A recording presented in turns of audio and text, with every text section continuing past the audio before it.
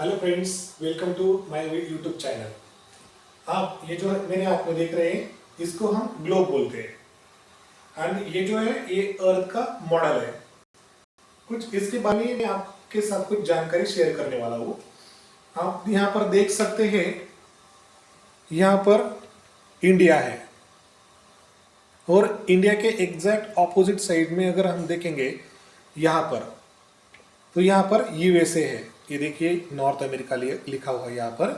तो चलिए फिर से एक बार इंडिया में आते हैं। तो हम यहाँ पर रहते हैं, इंडियंस यहाँ पर है।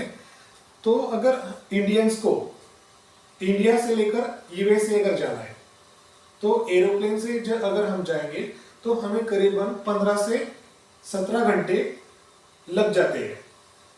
और अर्थ जो है अपने एक्सिस में रोटेट करती है, तो पूरा एक रोटेशन कंप्लीट करने के लिए अर्थ को 24 आवर्स लग जाते हैं।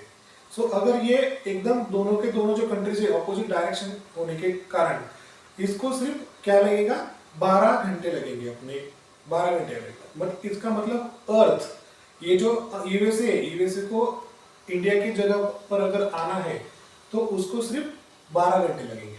और उसी प्रकार जब अगर हम एरोप्लेन से इंडिया से लेकर यूएसए जाएंगे तो हमें 15 से लेकर 17 घंटे लगते हैं। तो हमारा समय भी बच सकता है और फ्यूल भी बच सकता है। तो कैसे समझो, अगर हम यहाँ इंडिया में हैं, हमने जस्ट एरोप्लेन को हवा में उड़ाया और हवा में एक जगह स्टेबल कर दिया, ओके। और उसी प्रकार अर्थ जो है वो अपने आप रोटेट होकर 12 घंटे के अंदर यहाँ पर आ जाएगी। तो हमने एरोप्लेन यहाँ पर ही स्टेबल कर लिया था और हम एरोप्लेन यहाँ से लैंड कर देंगे जमीन पर, ओके। तो ये पॉसिबल नहीं है। ये चीजें हमारे दिमाग में आई, लेकिन ये कतई पॉसिबल नहीं है। क्यों पॉसिबल नहीं है? इसके पीछे एक रीजन ऐसा है कि जब हमने इंडिया से एरोप्लेन टेक ऑफ किया था तो वो मूव होकर ही जाएगा और अमेरिका में लैंड होगा। ऐसा क्यों होगा? मतलब एरोप्लेन को मूव क्यों होना पड़ा?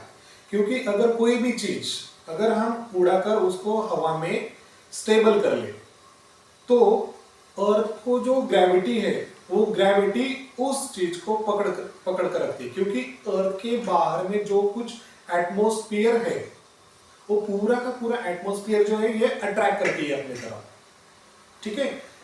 हम सिर्फ अर्थ को ही अर्थ मानते हैं। अर्थ का जो बाहर का जो लेयर है एटमॉस्फेयर वो भी अर्थ का ही एक हिस्सा है।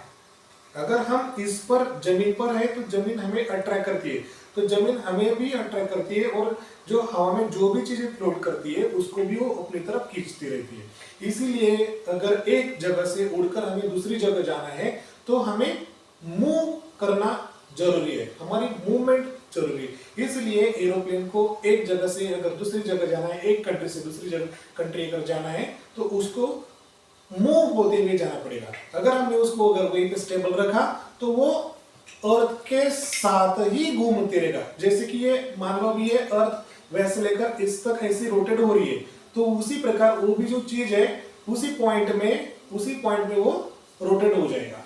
मतलब वो आगे जाएगा ही नहीं। अगर आपने सोचा कि चलो यहाँ पर इंडिया था, यहाँ पर यूएसए आ गया, चलो अपना लैंडिंग कर लेते हैं, तो that will not be possible. वो कभी भी पॉसिबल नहीं होगा, ठीक है। पॉसिबल करना है तो हमें आगे ही जाना पड़ेगा। क्योंकि ये सारी चीज, ये जो अर्थ है ये पूरा का पूरा जो एटमॉस्फेरिक लेयर है उसको अट्रैक्ट करने का काम करती है, है ना। बिकॉज इसको जो है वो ग्रेविटेशनल फोर्स है, इसको इसमें ग्रेविटी है, ग्रेविटी की वजह से कोई भी चीज को मूव करना पड़ता है अगर आपको एक जगह से दूसरी जगह जाना है। तो उसी प्रकार आप घर पे ही आप एक एक्सपेरिमेंट कर सकते हैं। अगर आपके पास ड्रोन है, उस ड्रोन को जस्ट आकाश में हवा में उड़ाइए और उसको स्टेबल कर दीजिए कुछ 2, 4, 5 घंटे के लिए, तो वो वहीं पे आपको दिखेगा। उसकी थोड़ी भी जगह आपको चेंज होते हुए नजर नहीं आएगी। ऐसा क्यों हुआ? क्योंकि जिस प्रकार आप नीचे की जमीन पर खड़े तो वो अर्थ का जो पॉइंट है वो आपको भी अट्रैक्ट कर रहा है और हवा में आपके ऊपर जो आपने ड्रोन स्टेबल किया है वो पॉइंट भी, वो जो अर्थ है वो अपनी ग्रेविटेशनल पावर से अट्रैक्ट कर रही है। Thank you very much. अगर आपको ये जानकारी अच्छी लगी हो तो कमेंट्स में जरूर बताएं। और कुछ अगर आपको जानकारी इसके बारे में जानना है, अर्थ के बारे में जानना है, तो जरूर हमें कमेंट्स में बताइए। Thank you.